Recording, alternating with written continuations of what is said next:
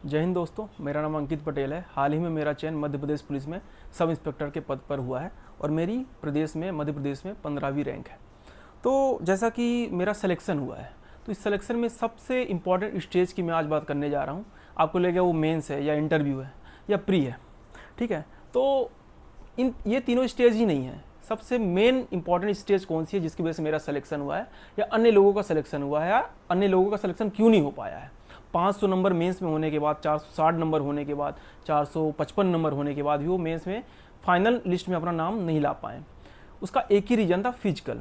क्योंकि इन चारों स्टेज में एक ही इकलौती ऐसी स्टेज थी जो थी फिजिकल, जहाँ पे आपको फेल कर दिया जा रहा था अगर आप 30 नंबर नहीं ला पा रहे थे तो, ठीक है। बाकी आप मेंस में चाहे पेपर 1 में आप 200 लाओ, पेपर 2 में 30 नंबर लाओ, तो आप पास हो जाते थे। पर अगर आपका फिजिकल में नंबर नहीं आया है, क्यूमुलेटिव 30 नंबर, तो आप पास नहीं होगे। इसलिए जो अपना आपका फिजिकल है बहुत ही इंपॉर्टेंट रोल प्ले करता है। आपने बहुत मेहनत की, प्रीलिम्स निकाला, आपके 80 नंबर आए, मेंस में आपको 450 नंबर आए जो कि बहुत अच्छे नंबर माने जाते हैं, 460 नंबर आए, 490 नंबर आए, 505 नंबर आए, 517 नंबर भी आए बच्चों के, पर वो फेल हो गए फिजिकल में और अपना एक सिलेक्शन, अपनी एक सीट छोड़ दिया उन्होंने।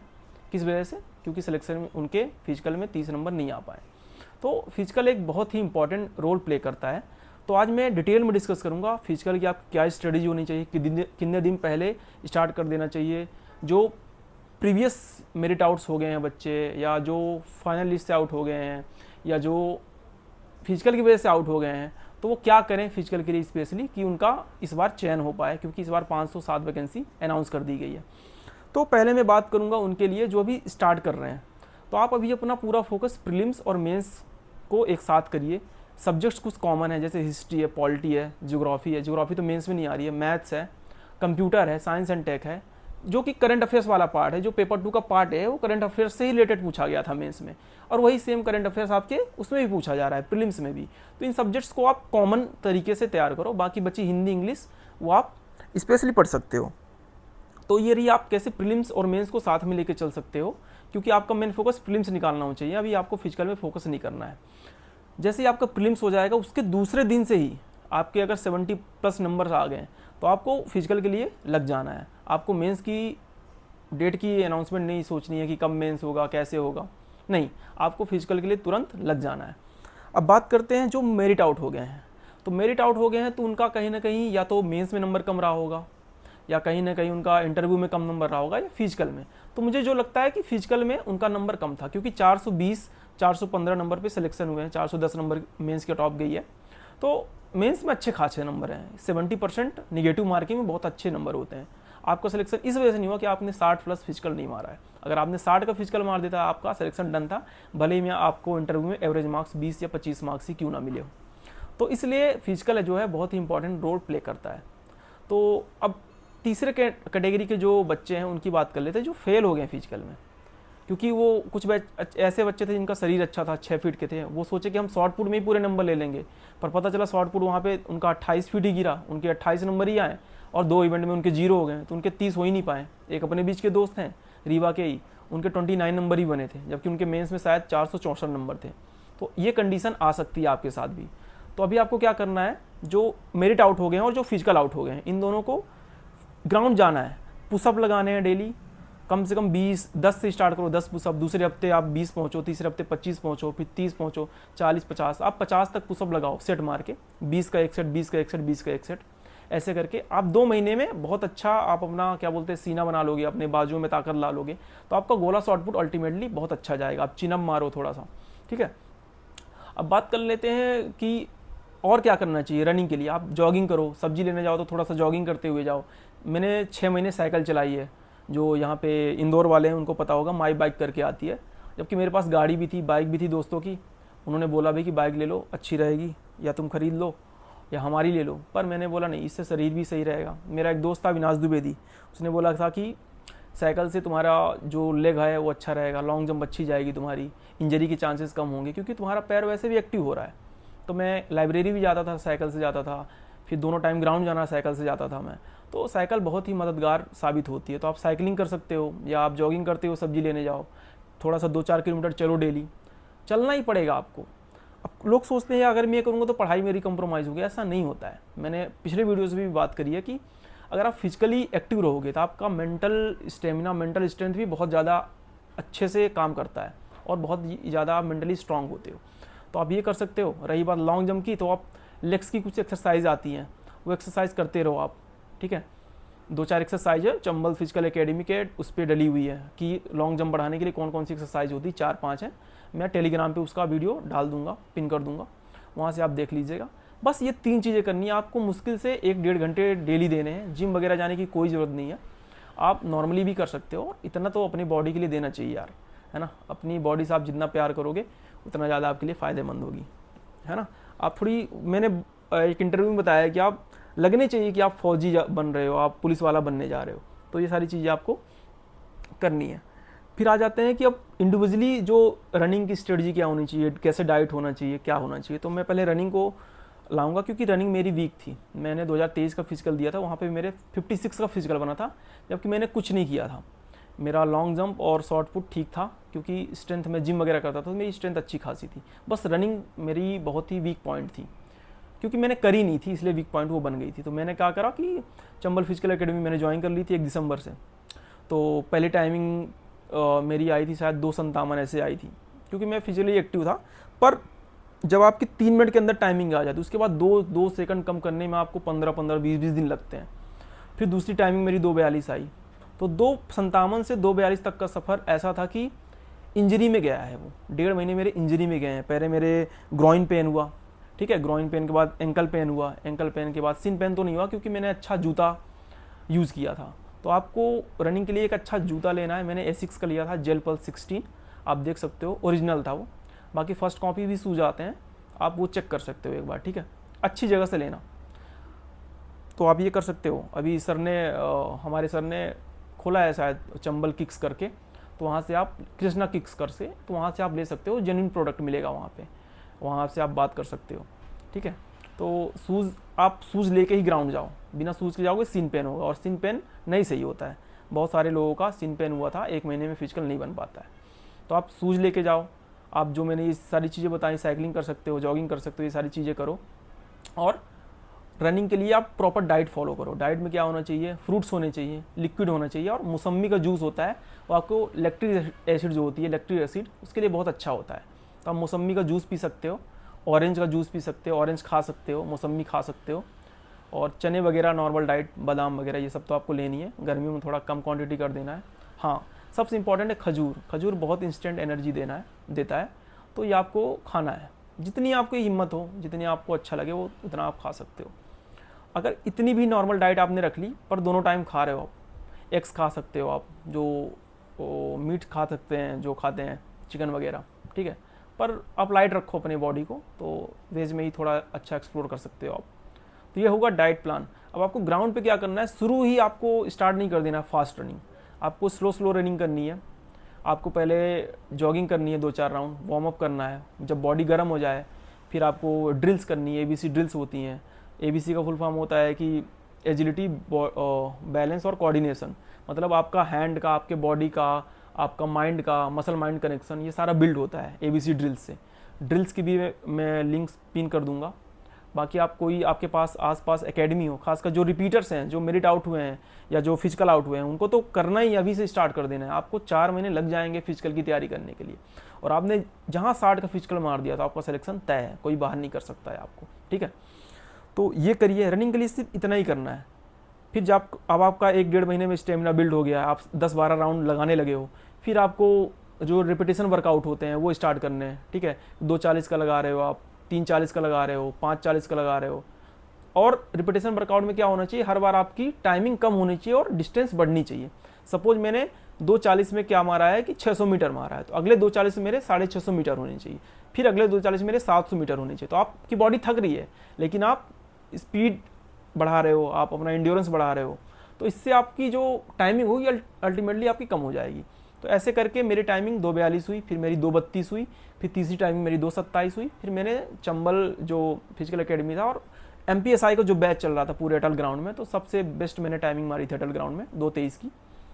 कुछ और बच्चे थे वो मारते थे टाइमिंग, पर जो SI का बैच था उसमें मैंने 2:23 तक मैं टाइमिंग मारा था, और वहाँ जाके मेरी 2:26 समथिंग आई थी, क्योंकि ग्राउंड गीला हो गया था। तो आपने अगर 2:40 के नीचे टाइमिंग मार दी तो बहुत अच्छी टाइमिंग मानी जाएगी MPSI के बच्चों के लिए, पर आपके पास टाइम है अभी, तो आप 2:30 तक लाओ, 2:30 डाउन मारोगे तो अच्छा रहेगा, 25+ नंबर मिलेंगे आपको, ठीक है। फिर आ जाते हैं लॉन्ग जंप की, जो मेरा बेस्ट था, लॉन्ग जंप इवेंट मेरा बेस्ट था, 16 साढ़े 16 फीट में कूद जाता था। पर मैं उसके लिए बहुत ज़्यादा लॉन्ग जंप नहीं करता था कि आप कूदे जा रहे हो, आप इंजरी लेके बैठ जाओगे, है ना। आपको लॉन्ग जंप की प्रॉपर ड्रिल्स करनी है, जो एक्सरसाइज होते हैं वो करने हैं, आपको अपने पैर को स्ट्रॉन्ग करना है, आपको स्टेयर वर्कआउट करने हैं। अभी वालों को बोल रहा हूँ, अगर MPSI के फिजिकल में जिन्होंने स्टेयर वर्कआउट कर लिया तो बाहर ही हो जाएंगे, क्योंकि इंजरी हो जाती है। आपको हिल स्टेयर वर्कआउट करना है, 3-4 महीने पहले ही आप स्टार्ट कर दो, ये सब प्रॉपर आपको लगना पड़ेगा फिजिकल में, है ना, आपको सिलेक्शन अगर लेना है तो, क्योंकि बहुत टफ है MPSI में सिलेक्शन लेना बिना फिजिकल के, है ना। जो सोच के गए थे कि मैं 30 नंबर शॉर्ट पुट में ले लूँगा, तो नहीं हो पाए वो सिलेक्ट। कुछ हो गए हैं पर सब नहीं हो पाए हैं। तो आप फिजिकली एक्टिव रहोगे तो आपका माइंड भी थोड़ा सा अच्छा रहेगा, फ्रेश रहेगा। तो लॉन्ग जंप के लिए आप पहले पूरा वर्कआउट करो, पूरा अपने पैरों को स्ट्रॉन्ग करो, फिर आप 1 महीने बाद 20 दिन बाद ही ट्रैक पर जाओ और जंप करो। और जंप आप शूज़ में मैं नहीं प्रीफर करूँगा, आप बिना शूज़ के करो, उसमें फाउल होने का भी डर नहीं रहता है। मैं भी पहले शूज़ में करता था, पर जब मैंने बिना शूज़ की करी तो मेरी जंप भी बढ़ी, मेरी स्पीड भी बढ़ी। और लॉन्ग जंप में 2 ही चीज़ इंपॉर्टेंट है, आप टेक ऑफ बोर्ड देखो ही मत, कौन सा पैर आ रहा है कौन सा नहीं आ रहा है, ये मत देखो। पहले आप देखो कि मेरी हाइट जाए, मेरी स्पीड आए और स्पीड के साथ मैं जंप लूँ। पैर जब आपका गिरे तो आपके मुंह से आवाज़ आनी चाहिए, एकदम चिल्लाने चाहिए आप, वो विराट कोहली वाला अग्रेशन दिखना चाहिए।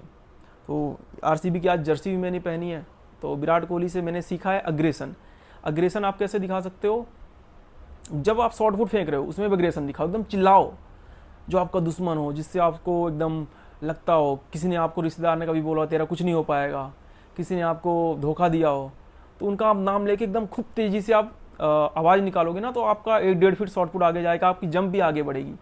तो अग्रेशन ऐसे दिखाना है आपको, लड़के नहीं दिखाना है अग्रेशन, ठीक है।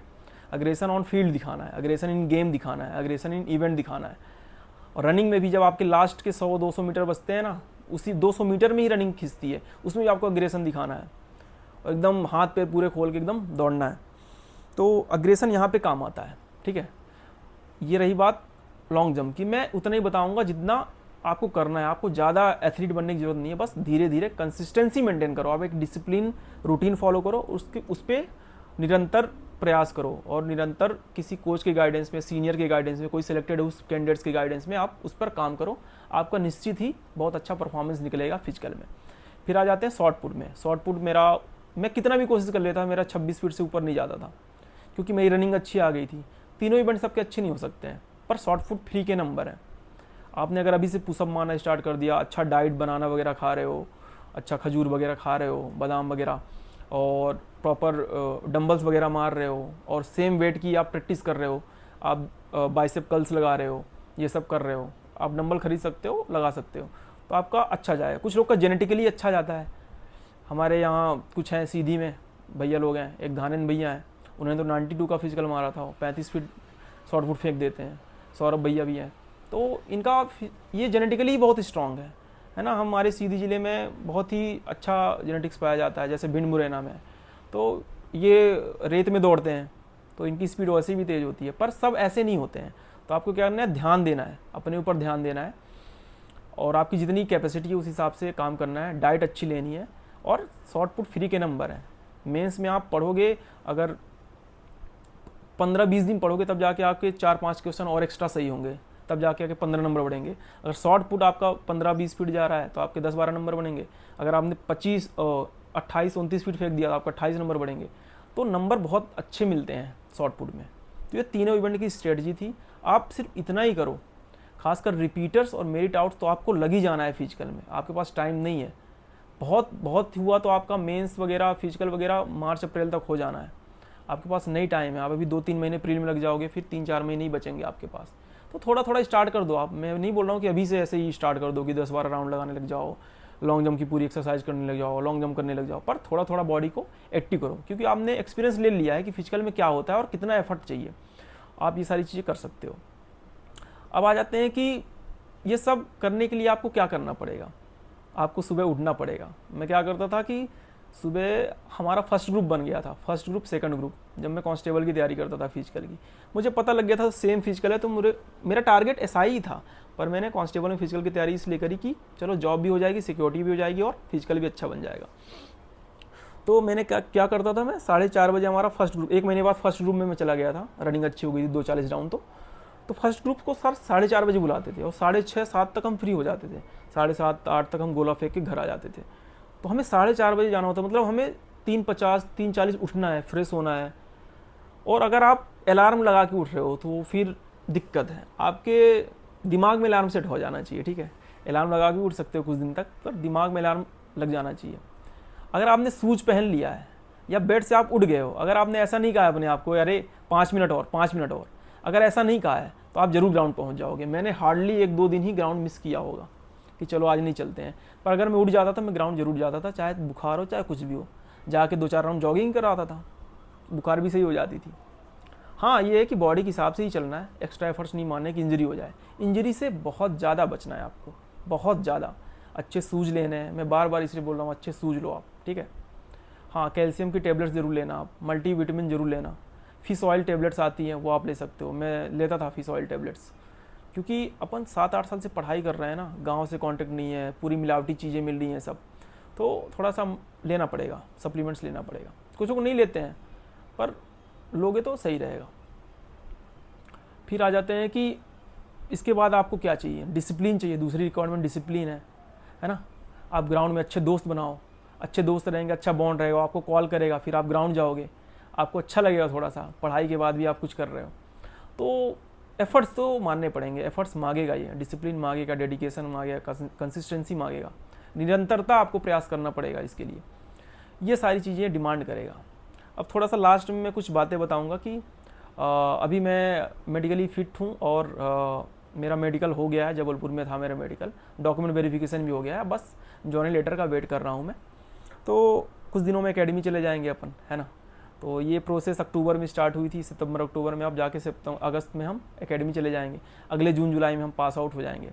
तो बहुत ही अच्छा लग रहा है, अच्छी फीलिंग आ रही है, अच्छे रिस्पॉन्सेज आ रहे हैं, यूट्यूब पे भी बहुत अच्छे रिस्पॉन्सेज आ रहे हैं। तो मैं ये चीज़ें कंटिन्यू करूँगा। जस्ट मैं कुछ चीज़ें बताऊंगा कि आप मैनिफेस्ट करना स्टार्ट करो। आप अपने आप को सोचो कि मैं पीओपी में जाऊंगा, मेरे मम्मी पापा स्टार लगाएंगे। बहुत सारे लोगों के सपने आप पूरे करोगे, मेरे मामा का सपना था, मेरे बड़े पापा का सपना था, तो भाइयों का सपना था, बहन का सपना था, सबका सपना था, आप पूरा करोगे आप। और अब जब आप उस सपने को पूरा करोगे तो उनके अंदर भी आएगा कि मुझे भी करना चाहिए, मुझे भी इस चीज़ में जाना चाहिए। तो मैं मैनिफेस्ट करता था चीज़ें, मैं लिखता था कि मैं लेफ्टिनेंट बनूंगा। लेफ्टिनेंट नहीं बन पाया मैं, 2 स्टार नहीं लग पाए, पर 2 स्टार एज एसआई लग गए, सब इंस्पेक्टर लग गए। तो वही बहुत बड़ी बात है अपने एमपी में, क्योंकि प्रोसेस ऐसी थी, pre mains physical interview same वही था जैसे वहाँ होता है, एसएसबी होती है, इंटरव्यू होता है, रिटर्न होता है, यूपीएससी के द्वारा लिया जाता है। तो मैनिफेस्ट करो आप, ठीक है। मैनिफेस्ट करोगे तो मैं बताता हूँ क्या हुआ कि हनुमान जी की मैं बहुत ज़्यादा भक्ति में लीन हो गया था, है ना। रंजीत हनुमान जी हैं अपने यहाँ पे, एक यूनिटी मॉल के सामने एक हनुमान जी हैं, तो मैं यहाँ जाता था अक्सर अभिषेक के साथ, मेरा दोस्त है अभिषेक। तो बहुत ही अच्छा एक्सपीरियंस हुआ था यहाँ पे। तो आप ये कर सकते हो, थोड़ा सा भगवान पे आस्था पे बिलीव करो, आप मैनिफेस्टेशन करो, तो ये सारी चीज़ें काम करती हैं। मेरे लिए कैसे काम करी, मेरा रिजल्ट आया मंगलवार को 7 जुलाई, और मैं महेंद्र सिंह धोनी का बहुत बड़ा फ़ैन हूँ, तो उनका जन्म दिवस था उस दिन। मैंने सुबह स्टोरी भी लगाई थी उनके लिए, फिर शाम को अपनी स्टोरी लग रही है हर जगह। तो यही होता है कि टाइम चेंज होता है ना, टाइम आता है सबका। वो धुरंधर मूवी में देखा होगा कि टाइम की सबसे अच्छी बात है कि वो चेंज होता है। तो मेरा उस दिन टाइम चेंज हुआ, मैं 25 दिन में कांस्टेबल से एसआई बना। मैंने 13 जून को मैंने बताया है कि कांस्टेबल ज्वाइन किया था, और 7 जुलाई को मैं सब इंस्पेक्टर बन गया 25 दिन में। फिर 14 को मेरा सम्मान समारोह था, वो भी मंगलवार था, बहुत अच्छा दिन था। फिर 28 को मैं मेडिकली फिट हुआ, तो वो भी मंगलवार था। और आज जाके मैं, इसी वजह से मैं वीडियो नहीं डाल पा रहा था 1 हफ्ते से, आज जाके मैं वीडियो बना रहा हूँ। अभी मैं इंदौर आ गया हूँ, 1-2 दिन यहाँ रहूँगा दोस्तों के साथ। थोड़ा यहाँ पे, यहीं पे ही सारी जर्नी मेरी एसआई के लिए, कांस्टेबल के लिए गई है, तो थोड़ा यहाँ पे मैं एंजॉय करूँगा। तो यही था सबसे इम्पॉर्टेंट स्टेज के बारे में मैंने आज बात की। आप इस वीडियो की गंभीरता को समझेंगे और फिजिकल को ज़्यादा तवज्जो देते हुए आप अपने एमपीएसआई के सफ़र, जो 2 स्टार आपके कंधे पर लगने वाले हैं, उसको कंटिन्यू करेंगे। आशा है कि आपको ये वीडियो पसंद आया है। आपको पसंद आया हो तो इस चैनल को आप आगे बढ़ाएं, धन्यवाद। जय हिंद, जय भारत।